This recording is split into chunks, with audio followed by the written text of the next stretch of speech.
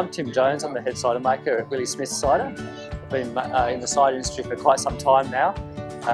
My background was in commercial cider making, and I've come across to Willie Smiths to work in the craft scene and develop the sector and work with all the cider apples that we've been growing and create high quality craft cider. I'm massively passionate about craft cider made from traditional apples. As we are at Willie Smiths, we're totally focused on bringing real cider to Australia. My wife is actually from cider country in France. I was introduced to real cider a long time ago, before it was even available in Australia. And from then on we've been following that dream to bring that style of cider to Australia. My favourite cider is Breton farmhouse cider. I like it because it's rich, it's full-bodied, it's got amazing provenance and history behind it. It has astringency and sweetness, so it's comparable to a brown ale, and that's the type of cider that I like to drink. It's the type of beverage I like. It's fulfilling, it's very complex, and yeah, that's what we're trying to make at Willie Smiths over time.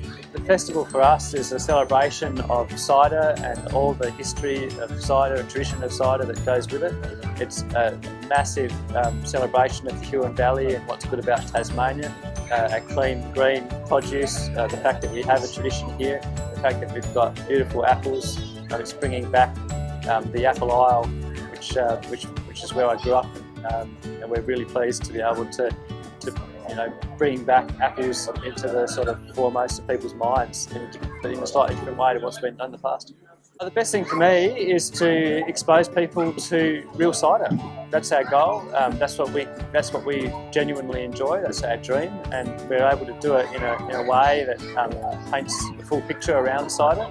So that's definitely the best thing about cider. We want to show people our ciders. We want people to learn about the different styles that we have available, but we want to do it in a context, and the context is around, as I said, the Huon Valley, with the tradition of cider and the tradition of apples. Our target market is craft beer drinkers, and we're proud to say that. We like craft beer. We're really passionate about craft beer as well. So we see it as our role to educate, firstly, craft beer drinkers about cider and how, if you're into craft beer, you're going to be into craft cider if it's made well. And for that reason, we convert a lot of people across. If we're at festivals and guys walk past us and say they don't like cider, if we can get them to drink a cider, or taste a cider, we'll have above 50% buy the product once they know what it is, once they know that it's not what they may have thought cider is from what they've seen commercially in the past in Australia.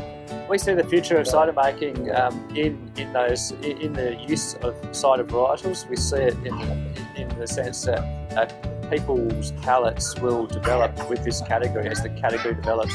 So we are encouraging people to diversify and mature their palates, but we're also aware that that will happen naturally, so we need to be there as that changes, and you see it already. You see entry cider from 5-10 years ago being very simple, very sweet, people not necessarily liking it to beer drinkers. As time goes on, cider drinkers are looking for more, so what might be nice to have a couple of glasses of because it's different becomes less interesting. And I've got great customers of ours who are chasing down all our limited releases, and they're saying to us, "What's next? What's next? We want to see the next step." And without the cider varieties, we're very limited. You really can't do much without cider varieties or without some flexibility around traditional making techniques.